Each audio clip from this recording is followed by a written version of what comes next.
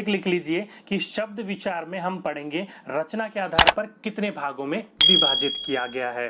तो शाब्दिक अर्थ में पढ़ा जाए तो शब्द अथवा वर्णों के मेल से नए शब्द बनने की प्रक्रिया को रचना या फिर बनावट कहा जाता है। ध्यान रखिएगा क्वेश्चन को, शब्द अथवा वर्णों के मेल से जब नया शब्द क्रिएट होता है तब उसको क्या कहा जाता है, उसको कहा जाता है आपका रचना या बनावट। जैसे कि विद जमा आल्य विद्यालय, या फिर ऐसे करके आपके काफी आपने विधियां पढ़ी होंगी, आपको नहीं पढ़ी है तो कोई बात नहीं, आपने कहीं ना कहीं इसको जरूर सुना होगा या देखा होगा। जैसे कि संधि विच्छेद में, वहां पर मैं आपको एक पूरा टॉपिक पढ़ाऊंगा संधि विच्छेद, जहां पर मैं आपको अच्छे तरीके से समझाने की ये कोशिश करूंगा। ओके, तो उसी को क्या कहा जाता है, रचना या बनावट कहा जाता है। तो रचना के आधार पर, जो कि रचना के आधार पर शब्दों को कितने भागों में बांटा गया है, 3 भागों में बांटा गया है। क्वेश्चन पूछा जाए तो ध्यान रखिएगा कौन कौन से। पहला है आपका रूढ़, दूसरा है आपका यौगिक और तीसरा है योगरूढ़। इन 3 शब्दों में, इन 3 आपकी प्रक्रियाओं में बांटा है। इन्हीं 3 को हम अच्छे तरीके से समझने की आज कोशिश करेंगे। तो पहला आ जाता है आपका रूढ़ शब्द। तो अगर शाब्दिक अर्थ में कहा जाए तो जो शब्द परंपरा या फिर परस्पर चले आ रहे हैं तथा जिन्हें खंडों में विभाजित नहीं किया जा सकता, वह शब्द क्या कहलाते हैं, आपके रूढ़ शब्द कहलाते हैं।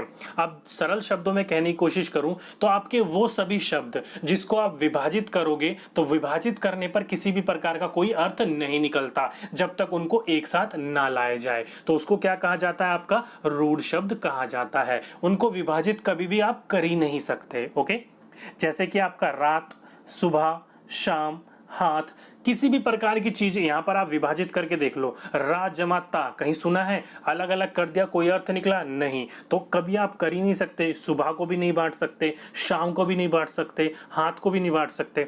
तो आपके वो सभी शब्द जिनको आप विभाजित या टुकड़ों में नहीं बांट सकते उनको क्या कहा जाता है, रूढ़ शब्द कहा जाता है। लास्ट में क्वेश्चन सीरीज ऐड कर रखी है, वो लगा के देखिएगा, आपकी प्रैक्टिस भी हो जाएगी। तो इसको क्या कहा जाता है, रूढ़ शब्द। सेकंड आता है आपका यौगिक शब्द। अब सरल शाब्दिक शब्द में कहा जाए तो जो शब्द 2 या 2 से अधिक शब्दों से, क्या 2 या 2 से अधिक शब्दों से मेल से बनते हैं, जिन्हें सार्थक खंडों में विभाजित किया जा सकता है, वो क्या कहलाते हैं, आपके यौगिक शब्द कहलाते हैं। अब ध्यान रखिएगा, वो सारी चीजें दो जो आपकी 2 या फिर 2 से अधिक शब्दों से मिलकर बनते हैं और दोनों को जब टुकड़ों में बांटा जाता है तो दोनों का क्या होता है, एक अर्थ निकलता है और दोनों को जोड़ने के बाद एक अलग अर्थ निकलता है। फॉर एग्जाम्पल विद जमा आल्य, तो विद्या का मतलब आप सभी को पता है, ज्ञान, सारी चीजें सभी को पता है। और आल्य क्या होता है, रहने की जगह, या फिर आप अपने घर को बोल सकते हो, जहां पढ़ाते हो वो बोल सकते हो, जहां पर कोई आपका क्या करते हो, खाना बनाते हो, उस जगह को आल्य कहा जाता है, तो जगह को कहा जाता है। ओके, तो विद जमा आल्य, दोनों को जोड़ा जाता है तो क्या बना जाता है, विद्यालय, यानी कि एक ऐसी जगह जहां पर आपको ज्ञान की प्राप्ति होती है, ज्ञान आपको प्राप्त करवाया जाता है। दूसरा आपका अन्न जमा उपयुक्त। आप सभी को पता है अन्न क्या होता है और उपयुक्त क्या होता है, और दोनों को जोड़ा जाए तो क्या हो जाता है, आपका अनुपयुक्त। तो देखो, टुकड़ों में बांटा जाए तो भी अर्थ निकलता है, दोनों को इकट्ठा कर दिया जाए तो भी अर्थ निकलता है। तो ऐसा जब भी आपका फीचर बन रहा हो, ऐसा कभी भी आपकी प्रक्रिया बन रही हो, तो वो क्या कहलाती है, यौगिक शब्द कहलाते हैं। ओके, अच्छे से एक्सप्लेन करा मैंने आपको। शब्दों को आप तोड़ोगे, जैसे कि रात, रात को आप तोड़ोगे कोई अर्थ नहीं निकलता, दोनों को जोड़ते हो तब जाके अर्थ निकलता है, तो वो क्या कहलाता है, ये आपका रूढ़ शब्द कहलाता है। और जब शब्दों को तोड़कर अलग अलग करा जाता है उनका भी अर्थ निकलता है, जोड़ा जाता है उनका भी अर्थ निकलता है। जैसे कि एग्जाम्पल दिया मैंने आपको, विद्यालय, विद्या का मतलब ज्ञान और आल्य का मतलब एक ऐसी जगह जहां पर व्यक्ति रहते हो, खाना बनाने की जगह, ज्ञान की जगह, कोई भी हो सकता है, रहने की जगह आल्य कहलाती है।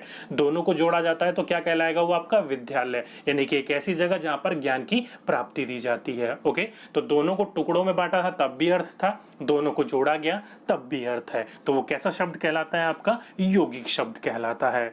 नेक्स्ट है आपका योगरूढ़ शब्द। अब ये क्या शब्द होते हैं, तो शाब्दिक अर्थ में बात करें जाएं तो जिसे यौगिक शब्द से किसी विशेष शब्द का बोध होता है उसे योगरूढ़ शब्द कहते हैं। यानी कि सरल शाब्दिक अर्थ में आपका बात मैं समझाने की कोशिश करूं तो आपके वो सारे शब्द, वो सारी प्रक्रियाएं जिसको आप तोड़ोगे तो वो क्या कहलाएगा, आपका एक अर्थ निकल के आएगा। यानी कि आपका जैसे यौगिक शब्द होता है, यौगिक शब्द को क्या करा जाता है, तोड़ते हैं तो उसका अर्थ निकल के आता है, लेकिन जोड़ा जाता है तो उसी प्रकार का अर्थ निकलता है जिस प्रकार का उसको तोड़ा गया था। लेकिन यहाँ पर क्या होगा, एक शब्द को आप तोड़ोगे तो भी इसका अर्थ निकलेगा और जोड़ा जाएगा तो एक विशेष प्रकार का अर्थ निकलेगा। क्या बोल रखा है, विशेष प्रकार का अर्थ निकलता है।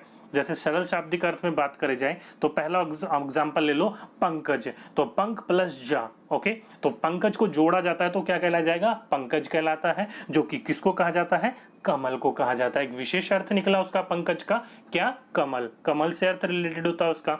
दूसरा आपका हो गया गिरिधर। अब गिरिधर को क्या कहा जाता है, तो ध्यान रखिएगा कृष्ण भगवान को भी क्या कहा जाता था, गिरिधर कहा जाता था। तो क्या निकला आपका, एक विशेष अर्थ निकला।